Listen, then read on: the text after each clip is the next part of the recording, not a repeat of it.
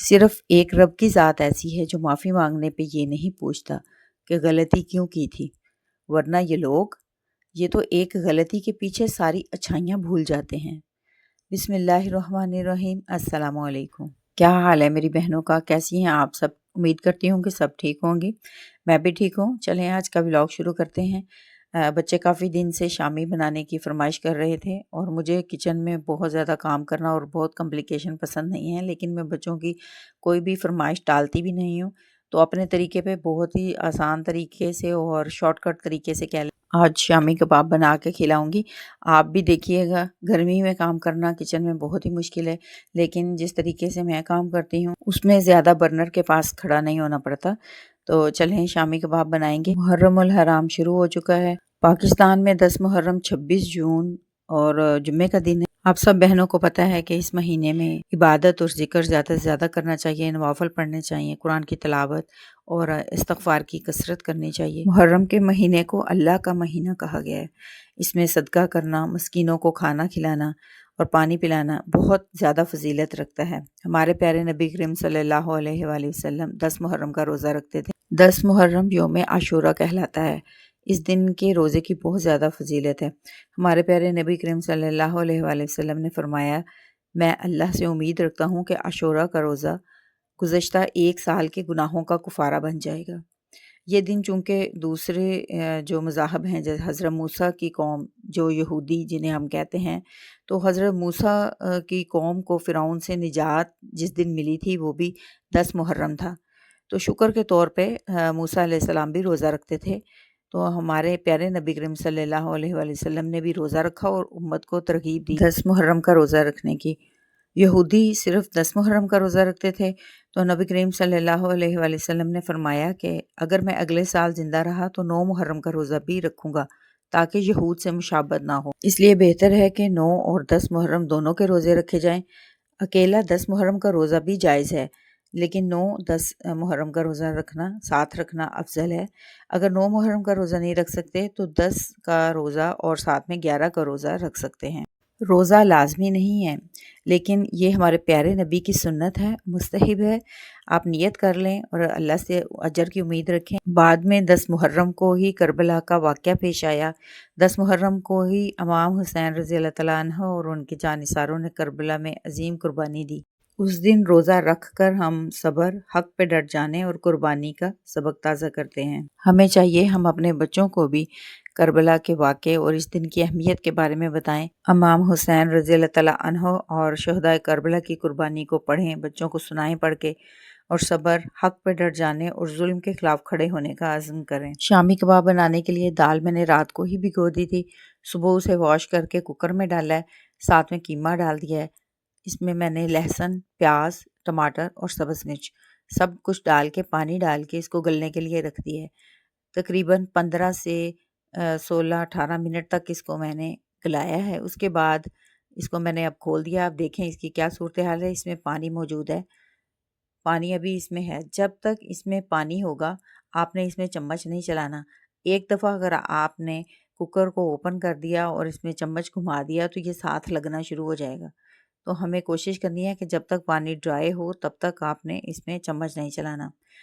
کھانا بنانے کے لیے بھی چکن کا پیکٹ میں نے نکال کے اس کو ڈیپ فریز کرنے کے لیے رکھ دیا ہے۔ بلائیاں بھی باہر نکال لی ہیں، ٹائم ملا تو بلائیوں سے مکھن بنا لوں گی۔ شامی کباب کے ساتھ ساتھ رائس کی بھی فرمائش تھی، تو میں نے چاول بھی صاف کر کے یہ بھی ابھی بھگو دوں گی۔ چاول ہمارے گھر کے ہی ہوتے ہیں، تو ہم 1 سال پرانے چاول یوز کرتے ہیں جب نئی فصل آتی ہے۔ یہ پچھلے سال والے ہیں، ان میں سسری کافی زیادہ ہے، تو انہوں نے اتنا آٹا بنایا ہوا ہے کہ دیکھیں جیسے چھٹک کے میں نکال رہی ہوں۔ چاول میں نے چھٹک کے صاف کر دیے ہیں، اب اس کو چننے کے لیے میں کسی بچے کو دے دوں گی۔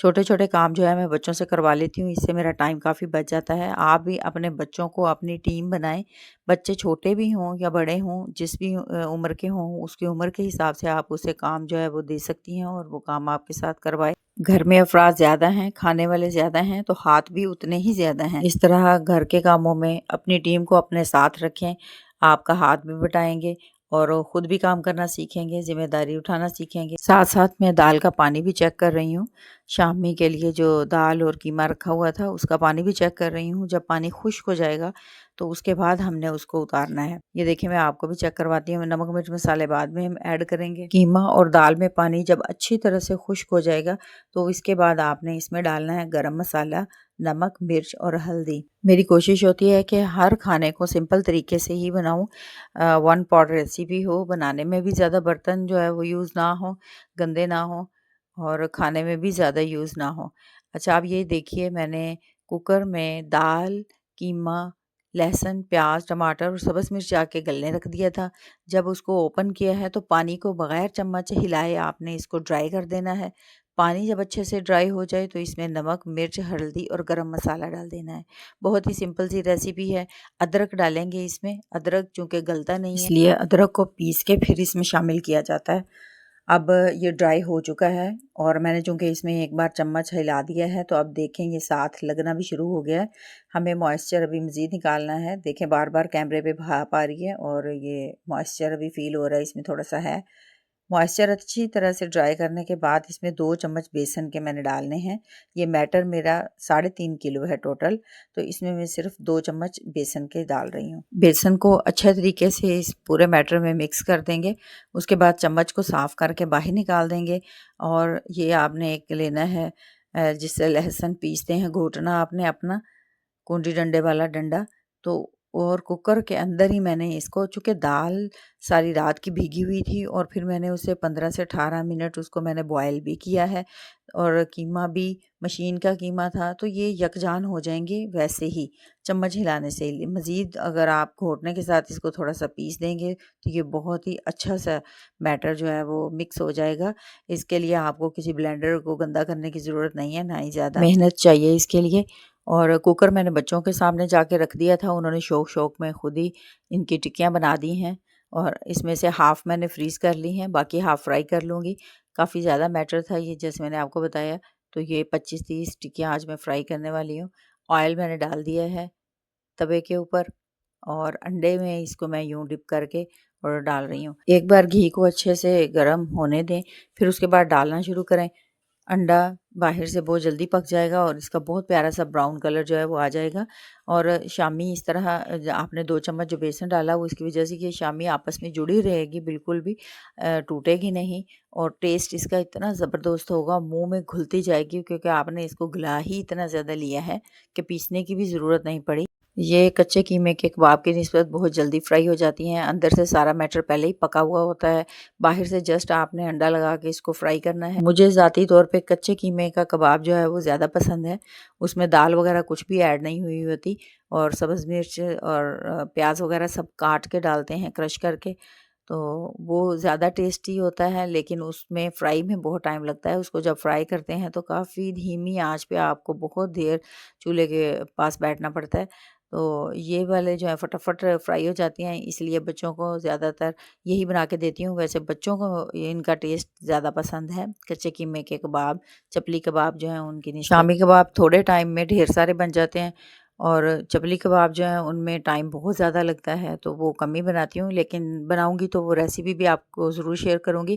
اس کے لیے بھی میری ایک بہت شارٹ کٹ سی ٹرک ہے جو میں آپ کو ضرور بتاؤں گی۔ اپنی باتوں میں ہی بہت ٹائم میں نے ویسٹ کر دیا۔